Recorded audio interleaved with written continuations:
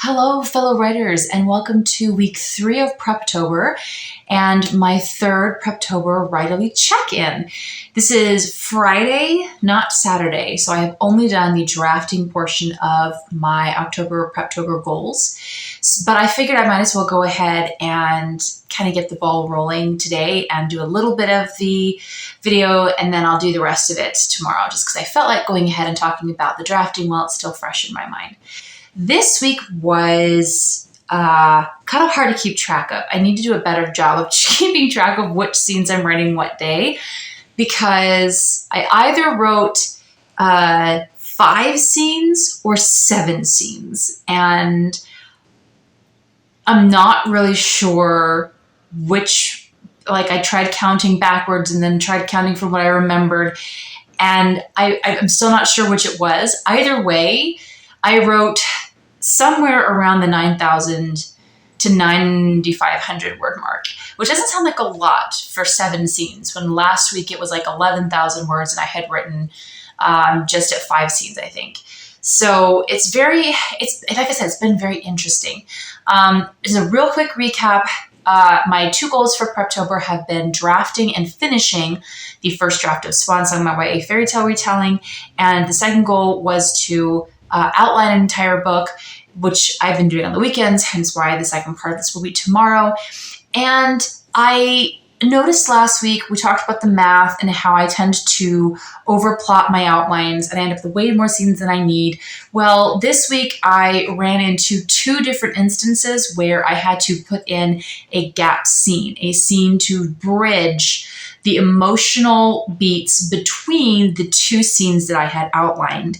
Otherwise, it would not have made much sense. Like, the story needed an additional couple hundred words, even up to 1,000 words, to make sure that the flow was happening correctly. So this is just, it drives home to me just more every week how much I need to really underplot my novels as far as the amount of scenes that I'm doing, so that when I add in extra scenes, it's not just like multiplying my word count to a crazy, ridiculous amount and multiplying the amount of scenes that I have, because that's pretty much what's happening right now. The good news is that I am very, very pleased with the scenes that I have been writing. This last scene that I wrote today was actually quite difficult to get into. I felt very exhausted when I woke up this morning, and it was one of those exhaustions where writing didn't feel like an escape. Writing felt like more work. So I took a break in the afternoon, and instead of heading right into writing after lunch like I normally do, I took an hour to myself, and I made myself a tasty bowl of my hot chocolate quinoa that I've shown in my videos before. And I laid down in the bed and I watched a movie reaction that had just come up that I wanted to see on YouTube, and I just rested, and I filled up on nutrients and on protein, and I just let my body and my brain have a break between school and trying to do something else. And then I felt much better. I felt energized, but I still didn't write. I instead slipped away and I went out and I played cards with my kids. And we played 4 rounds of Phase 10, and we had a blast and just so much fun. And then by that time, they were ready to go play, and I felt ready to sit down and work. And I set the timer for 15-minute sprints at a time, and I just pushed myself through the block until all of a sudden the words were just coming, and it was amazing. And I finished the scene. We are now at the beat that I believe would be identified as the bad guy's closing in beat if you're using Save the Cat writes a novel. Other books call it different beats. You know what? I have other structure things.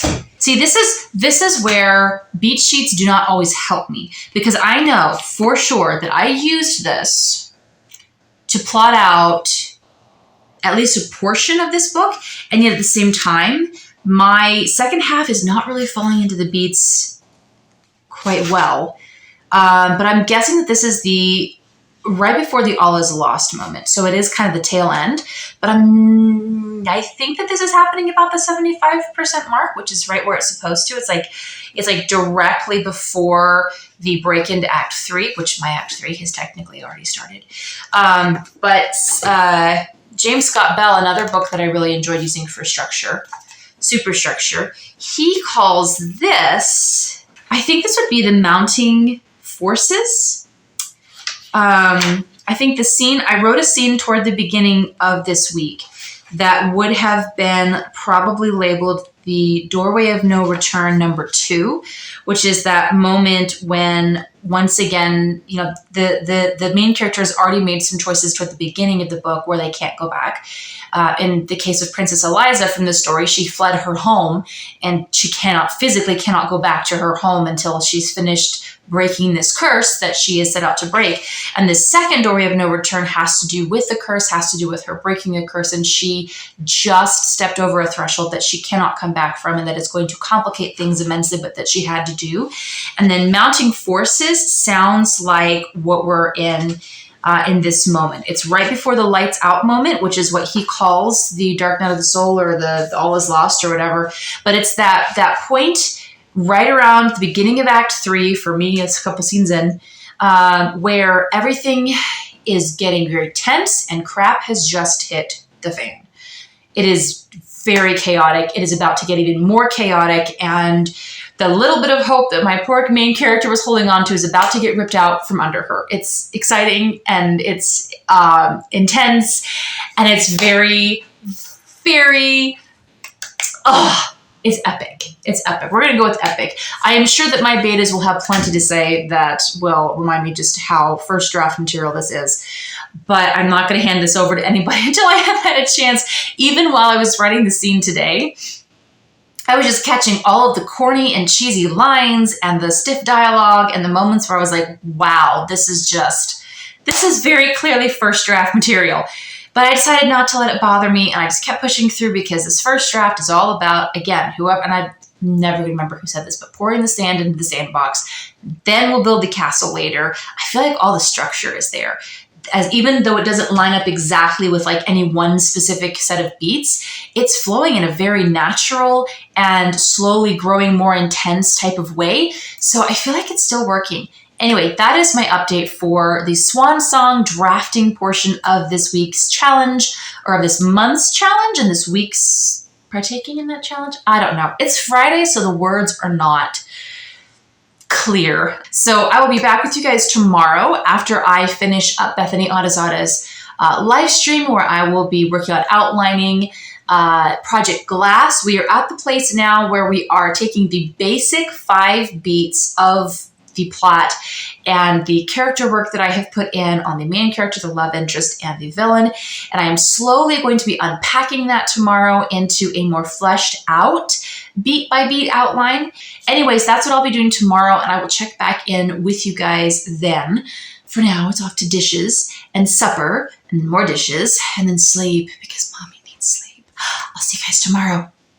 All right, everyone. It is now Saturday.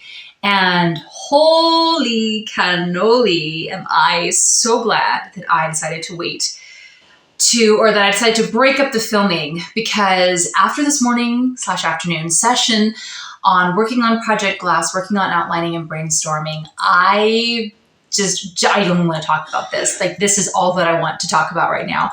And despite my high energy and my crazy amount of inspiration, I will try to speak slowly and rein it in and only talk for a short amount of time. So really quickly, I took the worksheets that I had already done, and I sat down and I pulled up the "What else do you currently know about your novel" page from the Heart Readings Preptober planner. It's basically just meant for a giant brain dump of all of the ideas that you possibly have for the book.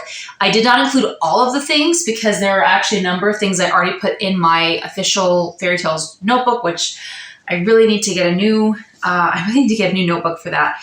But it was things like what romantic trope it is, something specific to do with both of the point of view characters and how their journeys are mirroring each other, something about the villain, something about one of the other characters and like the type of character that she is and how she relates to some of the different characters, how some of the day in the life type of stuff that's going to happen at the beginning is actually going to be really important at the end, which is always wonderful. It's things like that. But that is the only page really that I worked on in the Preptober workbook. I know I had talked last week about potentially filling out even like the 10 scenes that you know And I realized, well, first of all, last week I tried working on this on Sunday and I was just tired. And I realized I need a day I need Sunday to just be Sunday. I need a rest day, a day where I do not have to do any work at all. So I didn't do it. And then I sat down today and I suddenly realized, oh, I didn't fill out that part of the planner. But that's okay because it ended up working out perfectly, and that's what we're getting to.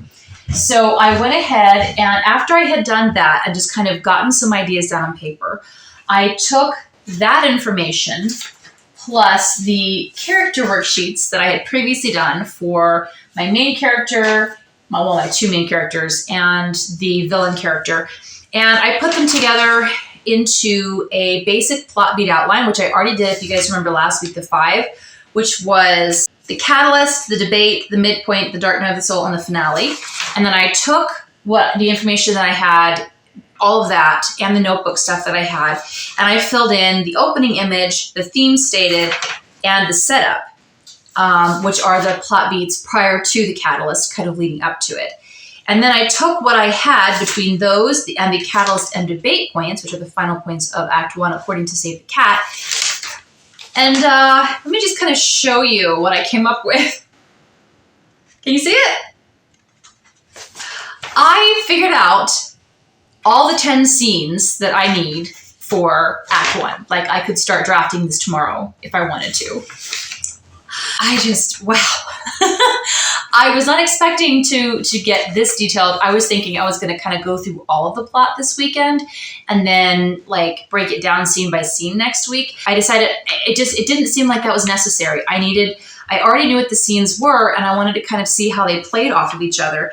I do find it interesting that the main character has a whole bunch of scenes in the first half of this act, and then like only 1 or 2 scenes from the other character's perspective, and then we switch and it's mostly his perspective for the latter half of the act, and then they kind of have one last scene with her before we launch into Act 2. But that just, I'm so excited. So plans for next weekend, and I'm sorry I keep turning away, but you guys can see this actually looks a lot cleaner than it did earlier. Like, there was papers everywhere.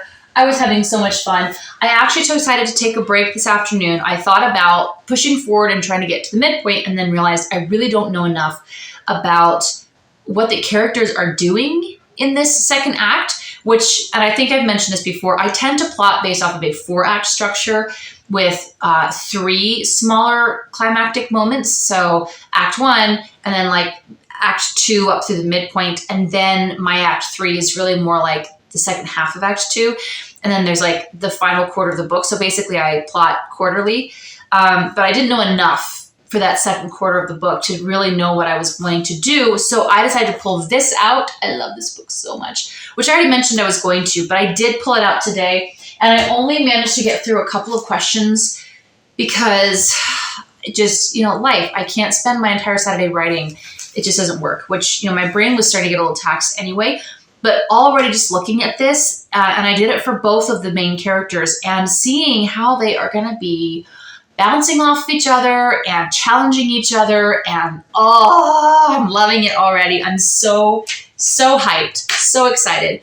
So I'm going to probably leave this for now, just let it go, and possibly do a little bit of this week, just because I really only have 1 weekend left, and I'm pretty sure that I can finish outlining this book before Nano starts if I really were to just sneak in a little bit more character work this week and kind of figure out what's going on in the rest of the book as far as like the character arcs. So I really want to try doing that this week, but we'll see if that happens. But for now, I'm just calling it a night. We've got things to do, but I feel super excited. This project is already starting to feel different from Swan Song in a lot of aesthetic vibe type ways. Like the feel of the story itself is slightly different. And yet and the characters are quite different from the 2 main characters in Swan Song. And yet at the same time, I'm feeling some similarities in the themes and in some of the things that are being explored just through a different lens and through a different plot line, which I find fascinating. And since these are going to be standalones, but still within a series, as in like they all happen in the same world within the same, I think it's like 100-year time frame. I mean, there does need to be some kind of tie-in besides fairy tales just tend to be very thematic anyways. I'm loving it. I'm having so much fun. But that is my official update for this week. It went really well. And I'm just, the work that I've been doing, I think that I want to do during Nano, since my Nano is going to be brainstorming and outlining the next 2 fairy tales. I'm thinking what might be fun would be to do a vlog style video where I actually walk through my pre-writing process. And I think I've done this before, but it was just a sit down and talk kind of video, and it wasn't like a plan with me type video. But maybe I'll do a video like that for Nano. Comment down below if you think that I should. If I should do this is from the idea through the end phase. Like, I think that could be a lot of fun. So I'm going to sign off for this week. Thank you guys so much for watching. If you enjoyed this video and want to see more videos like this, then be sure to hit the like button and comment below and subscribe on the way out. Hit the notification bell because there may be, actually no, there will be some surprise videos coming for sure this coming week, and then scattered throughout the rest of the year. I hope you have an amazing rest of the weekend writing, and I will see you all in my next video. Bye.